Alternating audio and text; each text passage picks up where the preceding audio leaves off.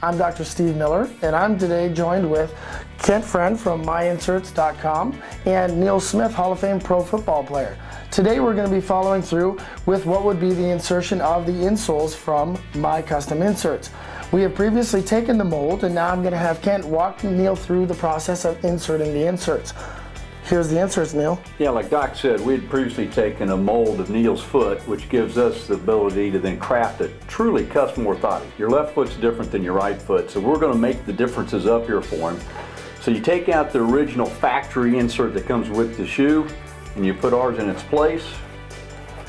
There you go, Neil. Why don't you go ahead and sit down and try that on. You slip it on like you would normally.